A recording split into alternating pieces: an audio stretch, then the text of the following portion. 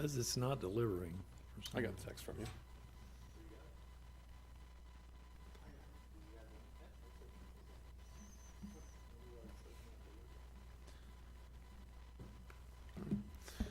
All right, we'll go ahead and get started here. Good evening and welcome to this Tuesday, November 21st, 2023 meeting of the Raymore Planning and Zoning Commission. If you would please rise for the Pledge of Allegiance. I pledge allegiance to the flag of the United States of America and to the republic for which it stands, one nation, under God, indivisible, with liberty and justice for all. All right, we'll call roll. Looks like Commissioner Bowie is absent. I know Commissioner Smith is absent. Commissioner Faulkner. Present. Vice Chair Fizer. Present. Secretary Peterman. Present. Commissioner Urquilla. Present. Mayor Turnbow. Present. And Chairman Wiggins is here. We have no personal appearances scheduled this evening, so we will move to item 5, which is our consent agenda. One item, item A, approval of minutes from the November 7th, 2023 meeting. Entertain a motion to dispose of that item, please. Mr. Chair, Yes, sir, Mr. Faulkner. I move that we approve minutes from our November 7th, 2023 meeting. And for the record, I would note that staff has confirmed that case number 23042 is correct. Hence, the minutes are also correct. Very good. And I will also note for the record, Commissioner Bowie is now present. So I've got a motion. Do I have a second? Second. Okay, a motion by Commissioner Faulkner, second by Commissioner Urquilla to approve minutes with the confirmation of the correct case number as mentioned by Commissioner Faulkner. Any discussion of the of the item? Seeing none, all in favor? All opposed? And abstentions? That will pass 1, 2, 3, 4, 5, 6, 0, 1. Moving right along, we have unfinished business tonight. We have one item. That's item A, case number 23042, 108 North Madison Street, conditional use permit. This was a public hearing that was opened at our previous meeting, so we will continue this item, which we will begin with a staff report, please, or a presentation from the applicant, either one.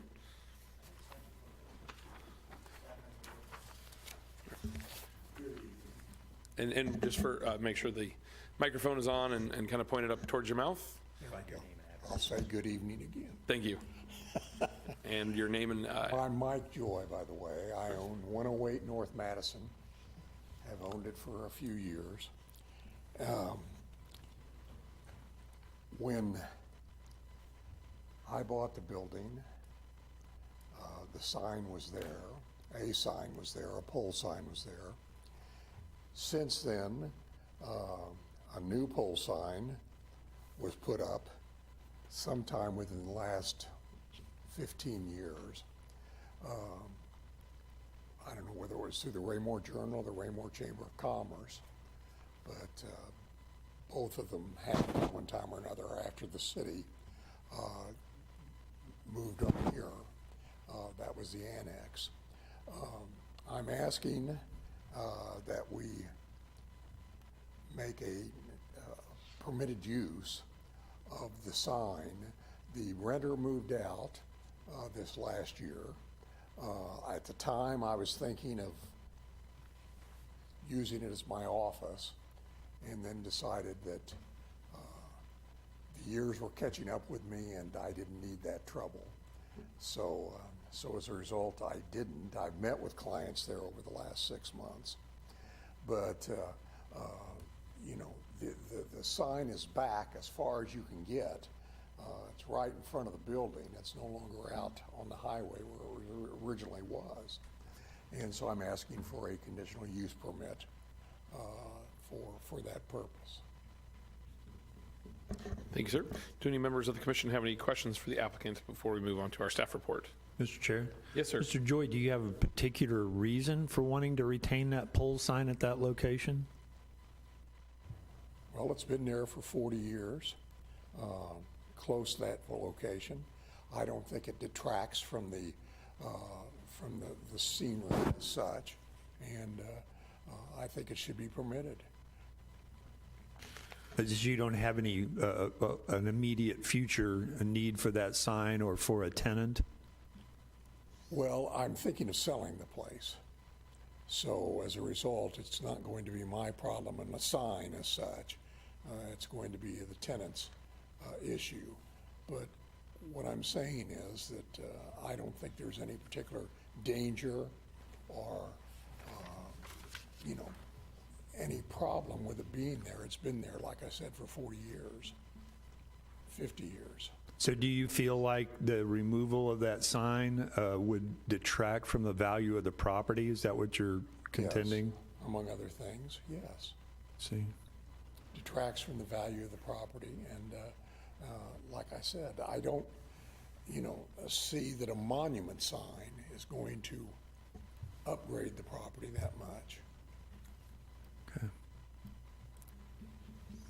Any other commissioners have any questions for the applicant before we move on to staff report?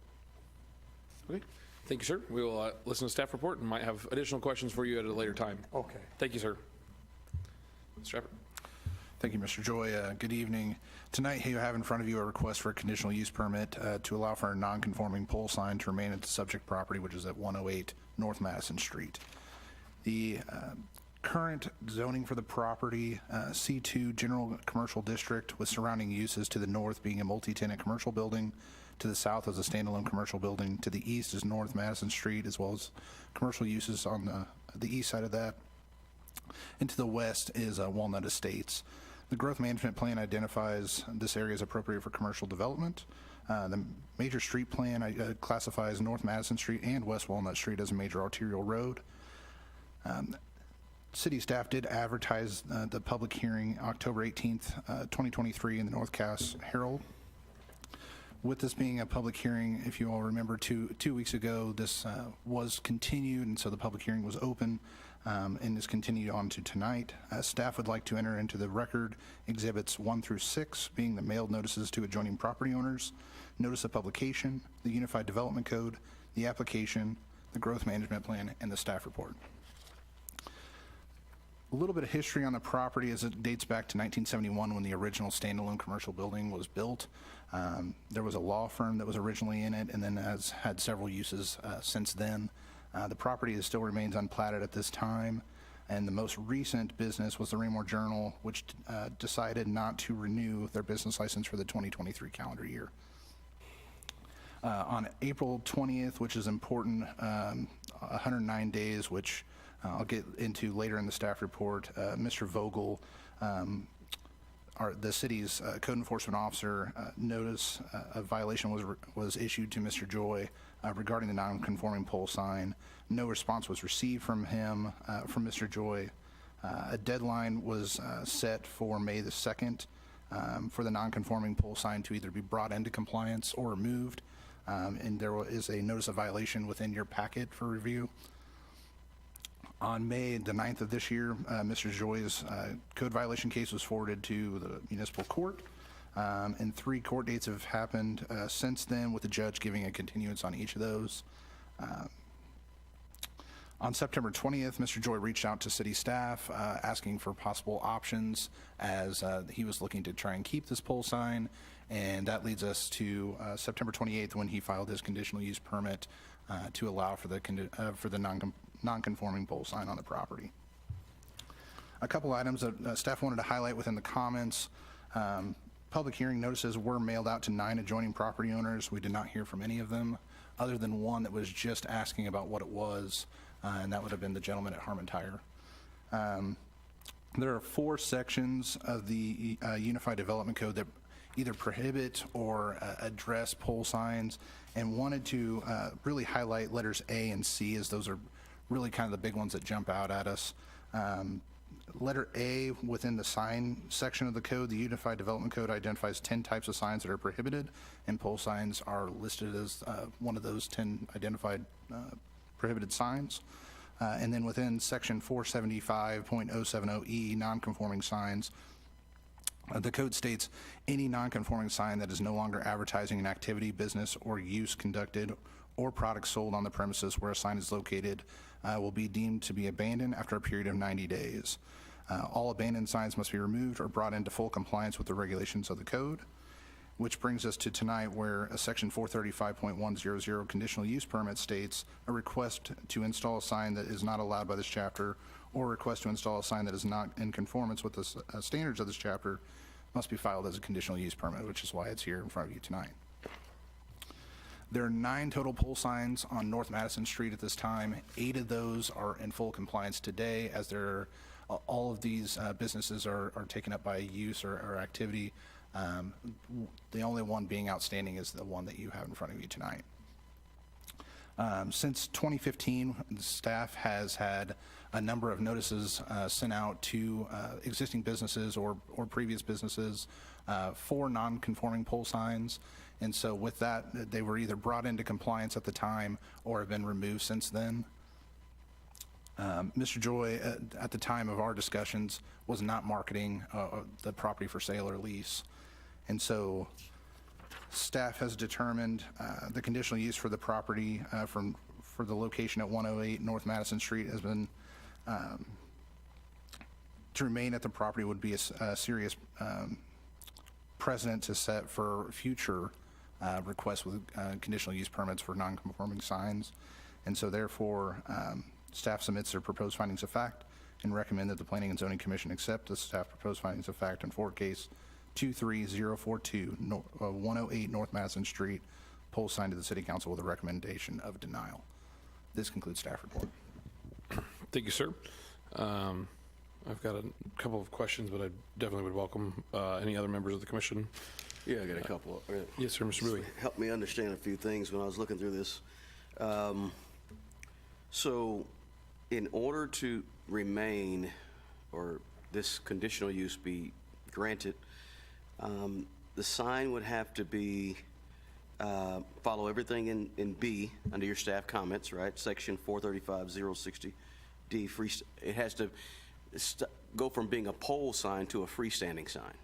Correct, a monument sign, yes, that's correct. So, and then have to adhere to all 4 of these items under a freestanding monument sign, a freestanding ground sign, whatever it would be. And then you also have to have it have to be occupied by a business, right? According to C on here, right? So I think I want to clarify your question before you proceed. The nature of the conditional use permit is to allow the sign to remain in its current condition without any of the modifications or anything being brought into compliance with the code. If the commission and the council do not approve the conditional use permit, then the sign would need to be removed or brought into compliance with the provisions that Mr. Eppert included in the packet. I think maybe I misunderstood your question, but I wanted to make sure that was clear. No, I think you hit on it right there. Okay, let me just make sure I didn't have anything else here. I wrote something else down. Okay, that answers all my questions, I think. Thank you. Mr. Urquia.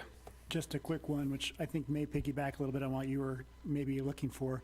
So if the Raymore Journal or the newspaper had stayed there, let's say for the next 20 years, that pole sign would have been allowed to stay and remain there for the next 20 years as there was a business that was still there paying rent, advertising what was going on inside of that building. Yes. That's not right. It would still wouldn't meet. It would still be a pole sign, so it still Right, but wouldn't meet. it was grandfathered in, but our new code says that once a business moves out and there's no business there, then we need to get it into compliance with our new code. It would be a non-conforming as long, I'm sorry, I interrupted my. No, I was just saying within 90 days. It would continue, so the Raymore Journal would not have to continue to be there for 20 years. If they did, yes, that pole sign would continue to be there. If the Raymore Journal moves out and another business moves in and utilizes it, they would be able to continue to utilize that pole sign as a non-conforming use because the business has transitioned. That's the importance of having that 109-day time frame in there, as you find in the staff report, because there was a gap of time where there was not a business in operation. Got that. Thank you for I was just, from my own kind of brain talking through that, if they had stayed, that pole sign could have remained. But because there's been no business for this period of time based off of our code, they now have to kind of bring it into compliance for moving forward. Or obtain the conditional use permit allowing the. Right, or we have to pass this tonight. So if we don't pass this tonight, then he has to bring the sign down or create a new monument sign. It sounds like you guys, piggybacking on that, I'm sorry. It sounds like you guys, if there had been an effort to get another business in there within time? Because you mentioned that as well. Would that have helped? With respect to the code, the 90-day window is what the code allows for that. The applicant could always request a variance to that if they're actively trying to market the property or obtain a user there. But it's that 90-day window, and unfortunately with this one, we exceeded that by a short amount of time. But that's the purpose of that provision in the code, is to allow time to take advantage of the non-conforming sign if they're able to refill the building. But if not, the provisions there within 475 non-conforming signs would then be triggered after those 90 days. So one question I have, and looking at things like Google Maps and looking at this particular property, is there any concern with, by bringing it into compliance, we would have to then therefore replace it with a monument sign? This is one of those stretches where we have the sidewalk 1 inch off of the street, already have visibility problems where we go zigzagging into Madison. So taking a sign that's 10 feet off the ground that does not obstruct anybody's vision driving down or driving through the S curve, to then replacing it with a 6-foot tall brick monument sign, potentially that is the size of a Ford Explorer sitting right in front of that building, now obstructs the visibility. So I'm playing devil's advocate here. He So- wouldn't have to replace it. He would just have to remove the current one that's there. Right, but if, I mean, from a landlord perspective of somebody wanting to become a tenant of a space or buy the space, they would want their business to be advertised, and so therefore they would probably likely want a monument sign because that's what code allows. So I'm just playing devil's advocate here. You put a massive, I mean, a place where a young man died a few weeks ago, not due to these particular instances, but where we have lots of traffic problems as it is, putting an extra large block to vision there. That's just one of my concerns with the idea of bringing it down, because this provides a better alternative from a visibility. I realize it's different from the code. I'm just stating an observation. And Chairman Wiggins, I think the big thing to think about here is that we're talking what ifs. We would have to wait for that sign permit application to come in, and that's when we review those types of things for safety. So, because one thing you don't see here is a wall sign, so that could be an option. Is it doesn't necessarily need to be right in front of where that sign is now. Could it be on another portion of the property? It's a fairly large property. Right. Just a couple things to think about. No, absolutely. Just as visibility is something to think about as well. The other question I had is, this is definitely an area that is ripe for revitalization and redevelopment, and it's definitely something we've talked about kind of as a master plan and whatnot. As Commissioner Kia mentioned, if like the tire shop, real estate agent,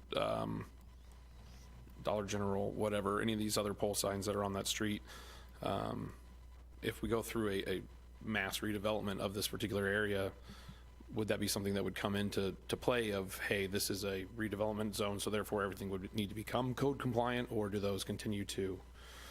I'm just trying to think ahead, because, I mean, if it's, hey, these are all potentially going to come down anyway because this is an area that's destined to be redeveloped and must all follow code, that could potentially play for somebody else's decision-making process. So the most likely scenario or tool that the city may propose in the future for the redevelopment that you mentioned would be some sort of overlay district like you find in Original Town or here on Municipal Circle. With those, what you find is that the design guidelines or requirements are more restrictive than what the basic code would allow, in this case the sign code. We don't have that proposed or adopted at this point, but I would have to imagine it wouldn't be something where we would become less restrictive on the signage and allow pole signs further on down the road. The provision that we're looking at tonight was adopted in 2009 when we adopted the EDC, so we're just carrying those requirements forward. But to your point, the idea of a redevelopment overlay district would to not necessarily bring areas into compliance, but adopt guidelines or standards that would, I don't even like to use the term clean up the area because that's not really what it needs, but to just promote quality and cohesive development. This particular strip of 58 is a little different because of all the existing different buildings. Right. So that would be the intent with that, not necessarily bring it into compliance, but establish standards that as development were to occur, they would come into compliance. That was what I was looking for. Thank you. I have a couple other Yes, questions. Mr. Urquia? From an economic development standpoint, does a pole sign make a building more attractive to prospective buyers, tenants than a monument sign? Do we have any data on that that would say one way or the other what's more beneficial for a searching business? I don't have any data that would say it adds value or doesn't add value. I know most businesses, the first questions they ask when they look for property is what is the sign code? Mr. Eppert and I get those questions I believe a lot. Mr. Zur is probably going to jump in here I'm with a gonna- statement. Yeah, I'm going to jump in on that one. I'd invite Commissioner Urquia to make sure and review the sections associated with the findings of fact of what a conditional use permit would be associated. The question with regard to, hey, is there specific topography that is characteristic of the neighborhood that would allow for this or promote this, the characteristic of the surrounding buildings, those types of things. I'm not sure from a Planning and Zoning Commission perspective, the economic benefit to the property owner or not would be necessarily within the purview. That may well be something that's within the purview of the council. Gotcha. I was just thinking from a economic development standpoint, not a owner benefit in their pocket standpoint, just, because the other thing we don't want is just a abandoned building sitting there that doesn't go anywhere, because that, I think, would create all kinds of safety, health issues, things like that. But, and then my final question was, do we have the ability to extend the time frame in which he has, if we vote against this tonight and he has to take it down, how long does he have to take it down before he gets in trouble, I guess would be There the is question. pending municipal court matter on this item. Has not been resolved in municipal court.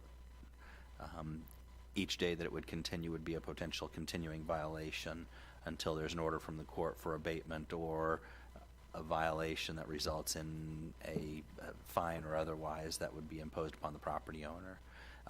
With conditional use permits, you all do have the ability to put in a specific time frame for how long they would be allowed for. You won't necessarily have control over how quickly does it have to come down. Does that make sense? Yes. Okay. Thank you. Did I hear you say that, may I? Yes, please, Did I hear absolutely. you say that there is some litigation currently in this? It's not litigation. There's a pending municipal citation that's been issued, which Gotcha. is, I think, what is part of the basis for the filing of the application. Okay, so that was he addressed a question that I had or thought about was, could we make some conditions to the conditional use, so to speak? Yes, you can. Okay. You can put reasonable conditions on the conditional use. Those reasonable conditions can be timeframes or otherwise. So essentially, we could say that this needs to be brought into compliance or somehow addressed appropriately and within code in 6 months, in 3 months, in 2 months, whatever it may be. It would be, you would authorize the conditional use for a period of time is what you would be doing. Okay. So it wouldn't be you have X number of time in order to be able to do it. You would authorize it for, we will grant this conditional use for a period of 1 year, 2 years, 3 years. You've got the ability to impose that on it.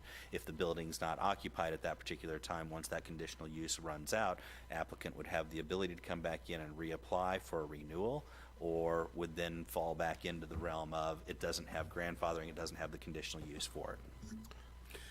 Yeah, I asked that because just me personally, I don't see a big issue with the sign. That's just how I see it. I also take into consideration what you said about precedence, but every conditional use has the ability to set a precedence or not set a precedence. It's still okay to bring before us. So that's why I asked the questions about could we make some time frames or whatnot, but I'll let somebody else jump in. Kind of piggybacking on that, so if hypothetically a conditional use was extended for, let's say, 6 months, if a tenant moves in, then that they can, as long as that tenant is in there, let's say 20 years, they would then continue to be able to use that sign. So that the conditional use is purely just to be able to. You're not granting him a grandfathering back into it with conditional use. You are granting the violative use of that sign Okay. for a period of time. Does that make sense? It does, it clarifies it, thank you. Yeah, so I understand the importance of the sign to sell the property. is what I'm saying, to lease the property or sell the property, because But- the sign is more visible than some of the other signs that you see. I can't think of a sign on that street, but I definitely know that sign because it sticks out, it's taller than the rest, et cetera.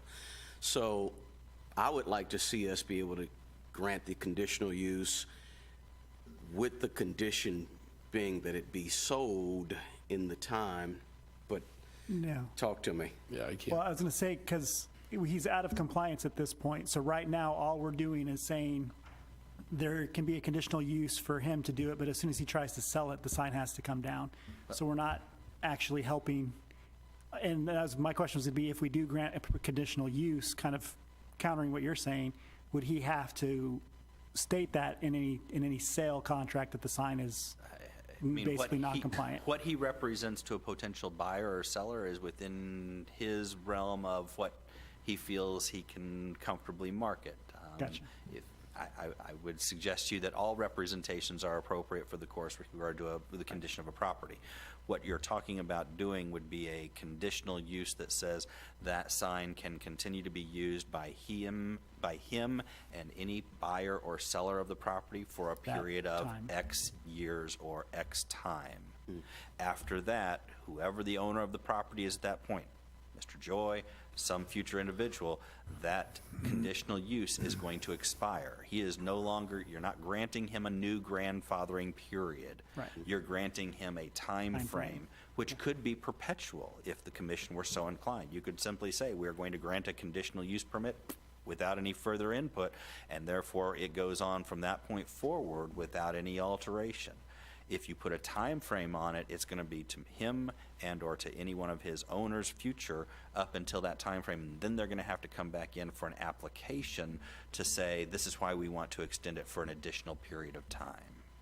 Does that make sense? It does, at least to me. Mr. Gress, I would invite you to correct me if I've misstated anything there. I think you summed that up perfectly. Okay. Mr. Faulkner, you've been patiently waiting, sir. Yeah, I remember, I couldn't have told you it was 2009, but I remember when the Planning and Zoning Commission started the attempt to clean up the appearance of that 3-block or whatever section of North Madison. And as I remember, the intent was mainly aesthetic. There were a lot of pole signs along that are gone, many more. And I think over that 13, 14-year period, that the appearance on that stretch of North Madison has improved considerably. And for that reason, I would support staff's recommendation on the case. Thank you, sir. Additional questions or comments? Okay. I would, so this is a public hearing, so before we move on to any particular motions, I would invite any additional members of the public, if they're here, that would like to come to speak, to please do so now. Seeing none moving forward, I will close the public hearing at 6:28. And then Chairman, I'd like to go ahead and make a motion. Yes, sir. I'd like to make a motion that the Planning and Zoning Commission accept the staff proposed findings of fact and forward case number 23042, 108 North Madison Street, CUP pole sign to the City Council with a recommendation of denial. Second. I have a motion by Commissioner Kia, second by Commissioner Faulkner. Do we have any discussion of the item? Okay. So we have a motion by Commissioner Kia, second by Commissioner Faulkner, for the Planning and Zoning Commission to, sorry. I was on the wrong section. I was going to read it verbatim, but I was on the wrong part. I'm sorry. All right. For the Planning and Zoning Commission to accept the staff proposed finding of fact in forward case 23042, 108 North Madison Street, CUP pole sign to the City Council with a recommendation of denial. All in favor of that motion?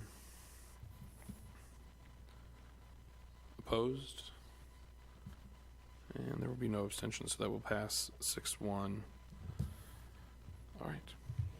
That is it for our unfinished business tonight. Opportunity? Oh, yeah, I'm sorry, sir. Thank you for the reminder. Commissioner Bowie, as always, any opportunity to discuss? No, Okay. we discussed it enough. Oh, absolutely. Thank you. No, I mean, I thought there was an opportunity to explain your no. He can if he is inclined. It's not a requirement. Oh, okay, so just no? Yeah. Okay. Very good. Okay, so we will move on to item 7, which is tonight's new business. We only have one item. That is the 2024 meeting calendar. Turn it over to staff, please. Thank you, sir. Tonight you have in front of you a draft of the 2024 meeting dates and deadlines calendar. Every year in November, staff presents this to you for your all's review. And so with that being said, this calendar is not only used for staff and planning commissioners, but also applicants, as this outlines their submittal deadlines as well as meeting dates. And this kind of gives a little bit of an idea for a timeline of how long it will take to actually get through a planning application process. Staff does recommend approval of this 2024 meeting calendar and deadline, and is happy for any questions. Any questions of staff regarding the Planning and Zoning 2024 meetings and deadlines calendar? Seeing none, I would entertain a motion to dispose of this item. Can't second before somebody first. I'd like to make a motion that we accept the calendar as presented by city staff. Second. All right, motion by Commissioner Urquilla, second by Commissioner Bowie to accept the 2024 meeting calendar. Any discussion of the item? Seeing none, all in favor? Seeing all hands raised, that will pass unanimously, 7-0. Thank you. That will conclude our business for this evening, and I will turn it over to Mr. Zerr for our City Council report. Thank you, Chairman Wiggins. I'm happy to provide a report. Since your last Planning and Zoning Commission meeting, there has been one City Council meeting, which occurred on November 13th. During the course of that meeting, there were no second readings, so everything on here is new business for consideration by the council and will be considered for a second hearing at the only City Council legislative session in this month of December. At your November 13th, 2023 City Council meeting, the first readings actually approval, first and foremost, of reappointment of Planning Commission members. Commissioner Bowie, again reappointed, and Commissioner Smith reappointed. So welcoming them back for another term and looking forward to their service on the commission. We also had a vacation of Dean Avenue right-of-way. This came before the Planning and Zoning Commission on October 17th. Basically, it's a .004 acre stretch of ground that was a remnant parcel that you all had the opportunity to review and approve for vacation of right-of-way. That received an initial vote of a unanimous approval from the City Council, and will be heard again for a second reading at the next City Council meeting. There was also a Raymore Galleria third and final plat.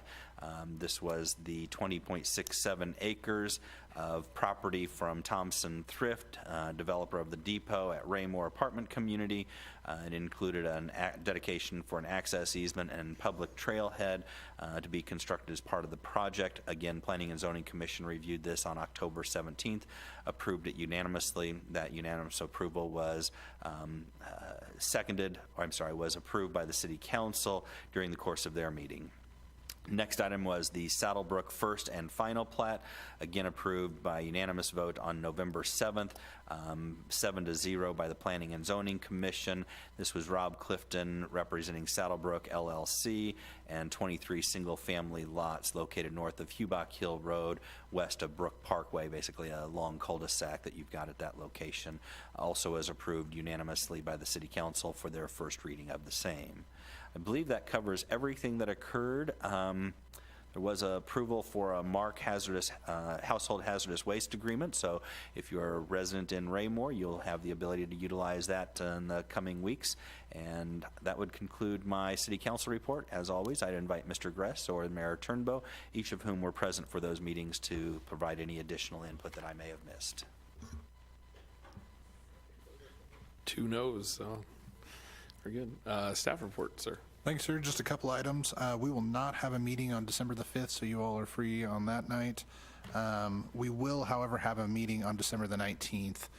This will be for an application regarding large large lot subdivision at the northeast corner of Kurzweil and Gore. So also just wishing everyone a happy Thanksgiving. I will turn this over to Mr. Gress for his report. Thank you, sir. Just wanted to provide the commission with a couple of project and staff updates of some ongoing projects as we get closer to the end of the year. I wanted to start with the Raymore Commerce Center. The building number 1, which is Southern Glazers Wine and Spirits, and as well as building number 3, which is Newly and Urban Outfitters. Lots of inspections, as you can see in the monthly report here for October and for the year, but those 2 buildings in particular will be wrapping up their tenant work probably the mid-December or beginning of January, so we'll finally start to see some traffic coming out of those buildings, but there's a lot of intricate detail and work that has gone into those, from the sorting equipment to the racking to the laundry, et cetera. So Mr. Warner, our building official, has been very busy with that project, but we're really looking forward to them being fully operational here towards the end of this year. Building number 2 in that development park there, which is the middle building, currently under construction inside of that building is a company called Harmar, which is a medical mobility company. They build chairlifts and scooters and ramps and things of that nature. So they should be finished, I think, with their tenant finish and their portion. It's about a quarter of the size of that building, so one of those corners or quadrants of that facility. They should be finished up with the improvements there come January, I believe is what I was told, so they're progressing along well. And then for another quarter of that building, we just got plans this week for another clothing distribution facility. They kind of specialize in sports apparel. And so stay tuned for an announcement to that. So within that first phase of Raymore Commerce Center, there's only about half of building 2, which would be about 250,000 square feet left for occupancy. So things are picking up and things are filling up in that park pretty quickly. Mr. Zert mentioned the depot at Raymore. That's another project that's starting to, I won't say finish because they have several buildings that they're working on, but the Clubhouse Fitness Center and First Residential Building have started the process of their occupancy permits, and so again, we'll look forward to that project being done. I know they're planning a ribbon cutting with the chamber and probably the city at some point, so stay tuned for information on that for a tour of that facility. Secondly, I know we've got a lot of questions about the old Office Max building. I think I included this in last month's report, but the plans for the Sano Orthopedic Office were approved, and I noticed 2 dumpsters out there today. So I think they're starting demolition work inside that building, which will be a nice reuse of that property. I know there's been some minor code enforcement things that we've had to deal with while it's been vacant, but hopefully those will fix themselves as more activity starts to pick up. Last but not least, on development, the HTO, which the commission approved here last month, I believe. We finally got all the documents, Mr. Uppert and I, on the access agreements and all the requirements that were put in place as part of that approval. So we hope that they'll start site work here in the next couple weeks, but with the weather and winter coming up, there's a chance they could push that until the springtime. But everything is in place for them to start construction at their convenience. I did want to share then a few things just in our department, staffing-wise and activity. During the month of October, we did have the ribbon cutting for the Quilted Cow, which is on the east side of town. It was a good reuse of, I think, a former insurance building, professional office building. They've been very busy from anybody who follows them online, so it was a very good reuse of that building. If you're into quilting or any family members that are into quilting, stop by and take a look because it's really interesting. And then last but not least, I wanted to share, last Friday, I know many of you probably had the opportunity to work with her multiple occasions throughout your time on the commission, but our GIS coordinator, Heather Eisenbarth, did, last Friday was her last day with the city. She decided to take a new opportunity with the city of Lenexa doing similar duties, but probably a little more involved with some other departments there, a little more specialized. So she was here with the city for just under 21 years. I think her 21-year anniversary would have been on, I believe it was December 7th. So came very close to a pretty big milestone, but 20 years just shy of that is still a huge accomplishment. So we had a little celebration for her then, but if you have her contact information, I know she's active in the Silver Lake HOA, but I'm sure she'd appreciate a farewell. Hopefully her first day today in the Lenexa went very well. So that will conclude my staff report. Thank you, sir. We don't have any other staff departments, so we'll move on to public comment. If there's anybody in the public that would like to speak, please come forward now. Can I ask a quick question? Staff? Yes, sir. Okay. Absolutely. You went back. You went by that real You're quick. right. You're right. Just real quick, the over 55 community that's right off the highway. Ridgeview Estates. Yeah. They're Yeah. Lucy Webb and Dean, right? Yeah, Lucy Webb and Dean right there. What's the status on that? I'm assuming they're looking more towards the spring, but I've gotten probably, I don't know, 5 to 8 calls a week on people who are looking to go into that facility, so. It seems like construction has stalled. I haven't seen a lot of construction in the last 2 months. I don't know what happened. I don't know if that something happened or not. I know they're still proceeding forward. I don't know if they're into like any sheetrock stages on the inside. All of the buildings, to my knowledge, have been dried in, so they're working on the inside. So I don't know the actual detailed status of where things are. I didn't know if it was something big where they had stopped. No, definitely no indication they've stopped construction, but as Mr. Eppert mentioned, we're hopeful that will fill up very quickly once it's done, because there has been a lot of interest that we've received in that All right, project. thank you. I should have asked, any other additional questions for any members of staff? Sorry about that. Thank you. So I will go with commission member comments. I'll just let you continue with the floor, sir. Okay, thank you for this is a beautiful color, by the way. I don't know who came up with that in the staff. Real Christmassy, Thanksgiving. I like that. That was good. But no, I appreciate it. Thank you to the mayor and city council for allowing me to represent Ward 1 again for another term. And happy Thanksgiving, everyone. Thank you very much.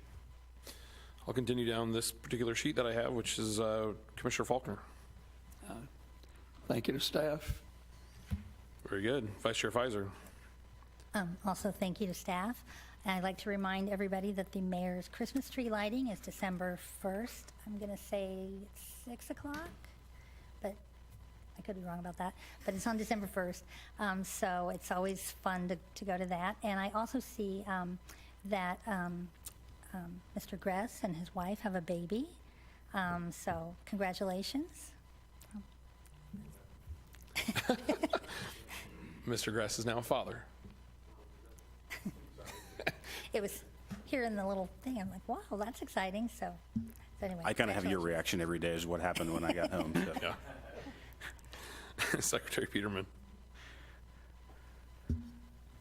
Nothing much. Thanks to the staff, of course, and happy Thanksgiving. Commissioner Urquia. As the father of 6, I can tell you what happened, but that's a discussion for another time. Thank the staff for everything you guys do. Hope you all have a safe and wonderful Thanksgiving, and we'll see you in December. Mayor Turnbow, sir. Yeah, I have several items this evening I'd like to talk about. One, the issue that we took up this evening with the special use permit.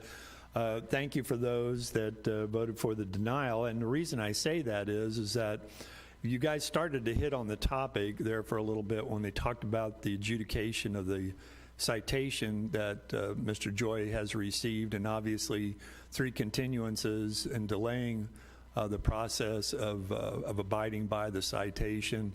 And I think this was just another smoke and mirrors on his part to try to delay any adherence to the code. And most of you saw through that. Sorry, Mr. Bowie, not disparaging or anything, but that is, I was hoping you all would see through that and vote the correct way, and you did. So thank you for that. The other item is, David mentioned the ribbon cutting. One that I attended, actually served several communities here, Grandview, Belton, Raymore, was at the Sarah Cannon Cancer Center up at Belton Regional. If you didn't get a chance to take a tour of it, it's a state-of-the-art treatment facility. And so, of course, Sarah Cannon, the center, pretty much helps women with breast and cervical cancer. And it's an important service that our local hospital is providing to the folks that are suffering from those cancer issues. And I'm really happy that Todd Crass continues to be our administrator up there, because he pushes forward so many state-of-the-art treatments up there and is really making that into a well-respected hospital in our area. And I got a chance to go up there and tour that, and it was pretty phenomenal. So if you don't get a chance to get by there, or you talk to Todd, thank him for his efforts, because it really is a service that we needed in our area. And frankly, as a cancer survivor myself, I know how hard it is to get to those treatment facilities, especially when they're way over in Kansas. So those are in our area who have that ability to take that service close to home, it does, it is extremely convenient and very satisfying to have that kind of service here. And then, and moving on from that into the, I don't know how much I can talk about I-49. So, He's kind of went, well, we received information the other day that MoDOT had not talked to any of the stakeholders, and when I talk about stakeholders, I mean Grandview, even South Kansas City, but mostly Belton and Raymore, who share in the need for a widening of I-49. And about 24 months ago, the MoDOT approved a $72 million project to widen it from the 2-lane just this side of County Line Road all the way out to North Cass Parkway. Unbeknownst to all of us, a fellow by the name of Jeff Hardy, that is a design engineer, recommended to the MoDOT Commission to reduce the size of that and push it another 3 years. Rather than 25, push it to 28 and end it at 58 Highway. Which is going to make that bridge even worse and create a failure on that bridge, not by it'll be by sheer numbers, not by structurally, but it'll be a condemned bridge at some point just to its use, the number of cars that are going to be using it, without them addressing it at the same time. So we met with, well, I didn't get to, I was absent from that meeting because I had to give the radio thing down at KCUR, but yesterday morning, staff met and the elected officials, some of them from Belton, met with MoDOT, and it even looked like their regional lieutenant here, Matt Killian, was not fully on board with Mr. Hardy's, looked like a capricious decision to move forward with that to the commission. And the commissioners, most of whom aren't from our area, don't really know, so they abide by their recommendations, often similar to what we do here. And so we're going to protest that decision and ask for reconsideration on that at the December 6th MoDOT Commission meeting, which is going to happen to be here in the Kansas City area. But it is something that I think we as planners need to know about, is that these types of decisions are made quietly and oftentimes hurting our area, not realizing the importance of North Cass to the Kansas City metropolitan area. And I'm hoping we can turn them around on that. There were, as you know, Van Trust, which was talked about tonight with Newly, actually put a lot more money into that project down there, knowing or understanding that this widening process would take place in the next few years. And so we're very discouraged by that. Belton is too. As more and more people learn about it, I think MoDOT's going to regret that decision to do that. There were 5 other projects who got pushed out to 2028 by the same recommendation, but we asked if their scope had been diminished like ours had, and he said, no, we didn't diminish their scope. We just pushed them out another 3 years.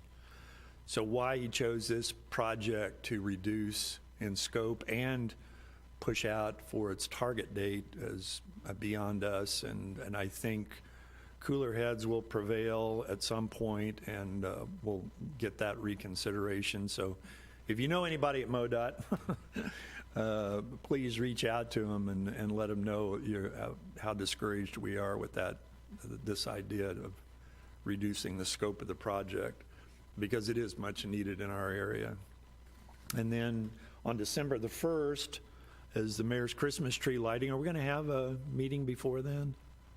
No. I think we're done till then, so I wanted to wish you all a happy Thanksgiving and invite you to the mayor's Christmas tree lighting at 6 p.m. that Friday evening. Thank you. Thank you. I assume at TB Hanna, where it has been? Yes, sir. Perfect. Yep. So I will just kind of wrap up. Thanks to everybody for the discussion of the case that we listened to tonight. I always like to ask a lot of questions and get kind of the juices flowing, and I think we accomplished that tonight. So thank you, everybody, for participating. Obviously, happy Thanksgiving. Everybody be safe if you're traveling. Be careful of the roads, the airports, etc. And lastly, I don't have any information other than she posted it publicly, so I assume that I would be able to mention it. But apparently, Minsky's has signed, the old Minsky's location has signed a new tenant. Don't know who it is or what, but the real estate agent who is supporting that piece has posted that both on her business and personal pages. So more to come, something exciting, nice to see. I believe it is another restaurant. So something else coming back to Raymore to fill up an empty space. With that, I would just say thank you, staff, for all your work and everything. If anybody would like to, I'd entertain a motion to adjourn. So moved. Second? Motion by Commissioner Kia, second by Commissioner Faulkner to adjourn. Any discussion? A discussion? Or are you just getting ready to vote? All in favor? Seeing as unanimous, we are adjourned 7-0. Thank you.